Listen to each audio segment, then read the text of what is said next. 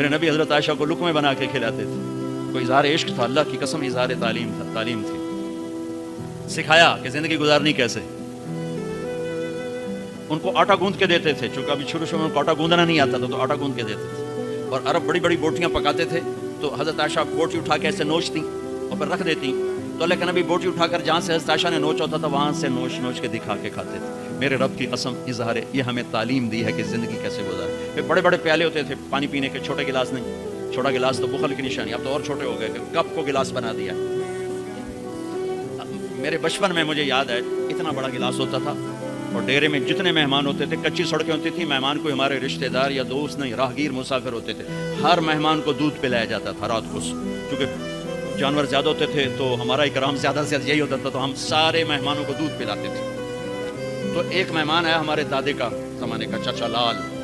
اب گلاس چھوٹے ہو چکے ہیں تو وہ جب نوکر نے دودھ پیش کرنے کے لیے نا آگے بڑھا تو اس نے گلاس دے کر کہنے لگا پتر میں نہیں پیندا.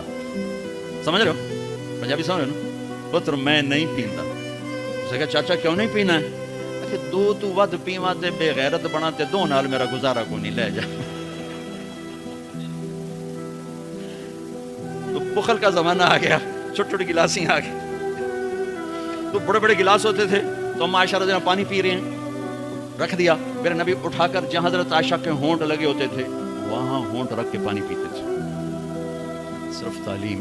جس ہستی نے اللہ کو آنکھوں سے دیکھ لیا ہو اس کو کسی چیز کی رغبت ہو سکتی ہے؟ جنت بھول جائے گی جب اللہ اپنا دیدار کرائیں گے، اب پردہ پوشی فرمائیں گے تو کہیں گے یا اللہ جنت نہیں چاہیے، تو چاہیے، بس تجھے دیکھتے رہیں، بیٹھے رہیں تصور جانا کیے ہوئے از لذت دیدارش خسرو چتما گفتن سر دادن و جان دادن نادیدہ رخ یارے. امیر خسرو کہہ رہے ہیں کہ یا اللہ بن دیکھے تیرے لیے لوگ سولیوں پہ چڑھ گئے، اوروں سے چر گئے، چھروں سے کٹ گئے. بن دیکھے تیرے عشق میں جب تجھے دیکھیں گے تو کیا حال ہوگا. از لذت دیدارش خسرو چتما گفتن سر دادن و جان دادن نادیدہ رخ یار.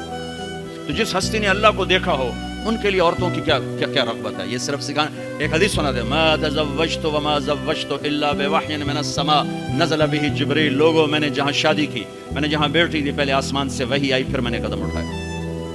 اللہ کی قسم ہمیں سکھانے کے لیے ہاں سفر سے واپسی ہو رہی ہے، ٹھیک ہے. آپ نے صحابہ سے کہا چلو بھائی تیز ہو جاؤ، وہ سارے تیز ہو گئے، یہاں تک کہ نظروں سے غائب ہو گئے. ٹھیک. تو اب کون رہ گئے؟ ام عائشہ اور میرے نبی. تو ام عائشہ نہیں، میرے نبی نے کہا عائشہ دوڑ لگائیں، دوڑ لگائیں، لگائیں. اللہ اکبر. مفتی نعیم کا اتنا بڑا پیڑ یہ دوڑ لگائے گا بیگم کے ساتھ، اور مولانا منظور مینگل کا اس سے بھی بڑا ہو گیا، یہ لگائیں گے. تو عائشہ دوڑ لگائیں، کہا جی لگائیں. تو حضرت عائشہ فرماتی میں آگے نکل گئی لیکن نبی پیچھے رہے. پھر کچھ عرصہ گزر گیا، کئی سال گزر گئے. پھر ایک سفر سے واپسی ہو رہی، آپ نے کہا ہاں بھائی آگے جاؤ. وہ سارے آگے جا گئے، اوجھل ہو گئے. آپ نے کہا عائشہ دوڑ لگائیں، کہا جی لگائیں. تو کہا ان دنوں میں موٹی ہو گئی. تبدنت کا لفظ مجھے یاد ہے کہ میں موٹی ہو گئی تھی. تو جب دوڑ لگائی تو لیکن ابھی آگے نکل گئے. تو آپ نے کہا عائشہ ہذہ بتلک، اب تو میں برابر ہو گئی. اللہ کی قسم زندگی سمجھانے کے لیے. جہاد کا سفر سارا صحابہ کا قافلہ ہے، جنگ کا زمانہ ہے، دشمن چاروں طرف ہے، اور ہم ام عائشہ رضی اللہ عنہ اونٹ پہ بیٹھی اور ہاتھ لگایا تو ہار غائب. فرمایا میرا تو ہار کوئی نہیں، میں تو نہیں جاؤں گی، میرا ہار ڈھونڈو. تو میرے نبی نے نہیں فرمایا چل بیٹھ، اتنے لوگوں کو تو پریشان کرتی، تجھے پتہ نہیں میں نے سبق پڑھانا تو میرے پیچھے پڑ گئی. طلبہ میرا انتظار کر رہے ہیں. آپ نے کہا بھائی عائشہ کا ہار ڈھونڈو. سب ڈھونڈنے میں لگ گئے. شام ہو گئی، سورج چھپ گیا اور ہار نہیں ملا، اور اس کے بعد تلاش بند ہو گئی. اندھیرے میں کہاں ملے گا؟ اب کیا ہوا؟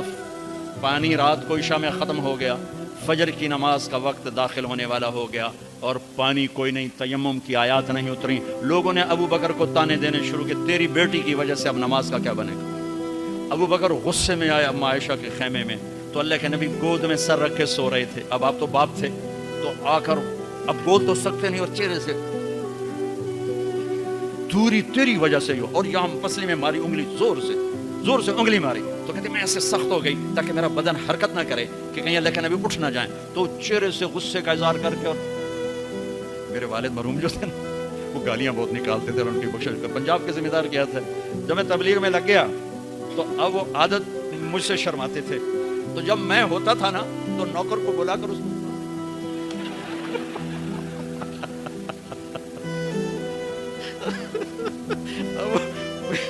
جوانی کی عادت بڑھاپے میں تو جا نہیں سکتی تھے, تو پھر وہ ایسا ایسا گالیاں نکال اپنا کوٹا پورا کر لیتے تھے. تو ابوبکر صدیق رضی اللہ عنہ میں کہ کہیں بھائی اللہ کے نبی اٹھ جائے کرتے رہو, انگلی مارتے رہے. تو اللہ نے آیات تیمم اتاری, اس موقع پر تیمم کی آیات پہلی دفعہ 8000 سال میں یہ ہونے لگا ہے. بھلا مٹی سے آدمی صاف ہوتا ہے اور گندا ہو جاتا ہے؟ اللہ کہا نہیں, فتیمم, چلو تیمم کرو. اب سارے صحابہ میں خوشی کی لہر, اور سعد بن عبادہ کہنے لگے اے آل ابو بکر, یہ پہلی تو نعمت نہیں ہے جو تمہارے گھرانے کے طفیل ہمیں ملی ہے, اس سے پہلے بھی بڑی نعمتیں تمہارے گھر کی طفیل ہمیں ملی ہیں. اللہ نے تیمم کی آیت اتاری. میرے نبی نے قافلے کو نہیں چلایا, یہاں تک کہ حضرت عائشہ نے کہا اچھا یا رسول اللہ اب چلیں, ہار کو چھوڑیں. پھر میرے نبی چلے, اور جب اونٹنی کو اٹھایا تو ہار اس کے نیچے پڑا ہوا تھا, وہ سارا باہر ڈھونڈتے رہے, ہار نیچے چلا گیا تھا گر کر. یہ میرے نبی کی زندگی ہے. یہ مینگل صاحب سے کہتا ہوں پڑھائیں, مفتی نعیم سے کہتا ہوں یہ زندگی پڑھائیں, کہ ان کی بیویاں ان کو دعائیں دیں, ان کے ماں باپ ان کو دعا دیں, ان کی اولاد ان کو دعا دے. وہ باپ نہیں ہے جس کو دیکھ کے بچے ڈر جائیں, وہ تھانے دار ہے, تھانے دار بیٹھا ہے. وہ استاد نہیں جس کو دیکھ کے شاگرد ڈر جائے, وہ تھانے دار ہے. وہ خامد نہیں ہے جس کو دیکھ کے بیوی سہم جائے, وہ تھانے دار ہے. خامد وہ ہے جس کو دیکھ کے بیوی خوش ہو, باپ وہ ہے جس کو دیکھ کے اولاد خوش ہو, استاد وہ ہے جس کو دیکھ کے شاگرد خوش ہو. اپنے مصنوعی روب جمانا کہ استاد کی حیبت ہونی چاہیے. ارے حیبت, محبت ہونی چاہیے. محبت سے علم منتقل ہوتا ہے, حیبت سے نہیں ہوتا. محبت سے جا کر فریکوینسی ملتی ہے, کال ملتی ہے, اور پھر جذبات منتقل ہوتی ہے. تم حیبت بٹھانے کے چکر میں